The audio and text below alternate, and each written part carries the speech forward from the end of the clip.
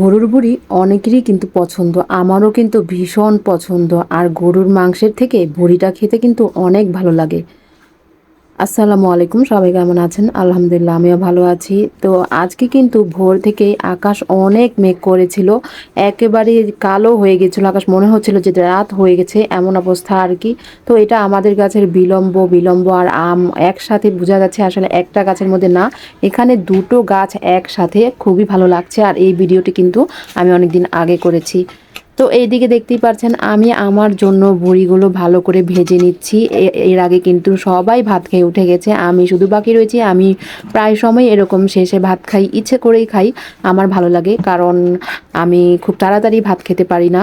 তো এটা আমার একটা সবসময়ের অভ্যাস হয়ে গিয়েছে যে আমি অনেক লেট করে ভাত খাই সবসময়, দুপুর হোক রাত হোক যে কোনো সময়। আর এই তো দেখতেই পারছেন এখানে আমি ভুড়িগুলো নিচ্ছি, গরম গরম ভাতের সাথে গরম গরম ভুড়ি কিন্তু খেতে অনেক মজা। সাথে এক টুকরো মাছ ভাজা নিয়েছি, আমার মাছ ভাজা ভীষণ পছন্দ। সাথে গরম গরম ভাতের সাথে এক টুকরো লেবু নিয়েছি, ভীষণ ভালো লাগবে খেতে তাই। আর এই যে দেখতে পাচ্ছেন বুড়িগুলোর কালার কিন্তু অনেক সুন্দর হয়েছে, একেবারে ভাজা ভাজা করে এই বুড়িটা রান্না করলে কিন্তু অনেক ভালো লাগে, আমার কাছেও ভীষণ ভালো লাগে। আমি অবশ্য রান্নার ভিডিওটি করিনি, অনেক কিছু আছে যে ভিডিও করিনি। আর আমি যতটুকু পরিমাণ খেয়েছি ততটুকু পরিমাণ আমি গরম করে নিয়েছি। আর আমি জানি অনেকের কাছে এই বুড়ি অনেক পছন্দ, আমার কাছেও ভীষণ ভালো লাগে।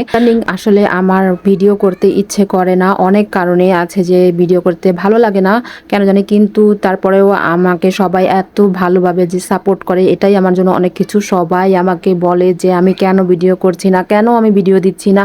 আমার অনেক কাজিনরাও সেম প্রশ্ন করে, তারপর আমার ফ্যামিলি তো সবসময় আমাকে সাপোর্ট করে আলহামদুলিল্লাহ।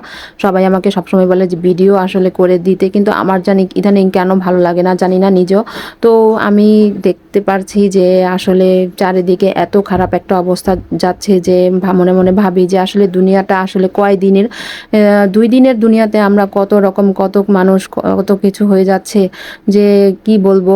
আমার এত খারাপ লাগে মাঝে মধ্যে ভাবলে, ভিডিও দিতে ইচ্ছে করে না বা ভিডিও করতে ইচ্ছে করে না। আর টোটালি সময় এখন মন চায় যে শুয়ে বসে থাকি বা এভাবে মোবাইল টিপি, এরকম কিছু করে সময় নষ্ট করতে। কিন্তু না, আসলে সকল অলসতা আমার দূর করতে হবে। সবাই আমাকে অনেক বকাঝকা করে এর জন্য, যেন আমি কেন অলসতা দূর করছি না নিজের।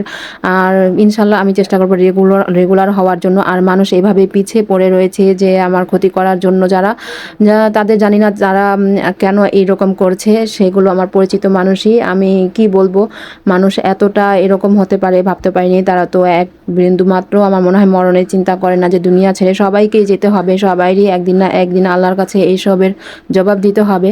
আল্লাহ হয়তো দুনিয়াতেও কিছু মানুষের অনেক শাস্তি দেয় এবং পরকালেও দেয়, সেটা তারা এক বিন্দু মাত্র ভাবে না। যে পর্যন্ত তারা নিজেদের কোনো ক্ষতি না দেখতে পারে নিজের চোখের, সে পর্যন্ত তারা জীবনেও আমার মনে হয় ভালো হবে না। এইসব মানুষ, কিছু মানুষ আছে এরকমই, যে পর্যন্ত নিজের কোনো কিছু না হয়, নিজে কোনো বিপদ আপদে না পড়ে, সে পর্যন্ত কোনো দিনও মানুষের মতো মানুষ হয় না। তারা ওই রকমই থাকে যে কার ক্ষতি করবে, কার কি করবে, এমন অবস্থা আর কি।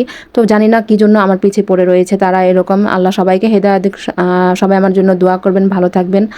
আর আমাকে সবসময় স্বপ্নের পথে পেজটা, ইউটিউব চ্যানেলটাকে সাপোর্ট করবেন। সবাই যদি ভালো লাগে একটা সাবস্ক্রাইব করবেন। আমি চেষ্টা করব আরও অন্যরকম কোনো কিছু ভিডিও করার। আমি চেষ্টা করব যে অনেক রান্না বান্নার ভিডিও, অনেক সুন্দর ভালো ভালো ভিডিও নিয়ে আনার।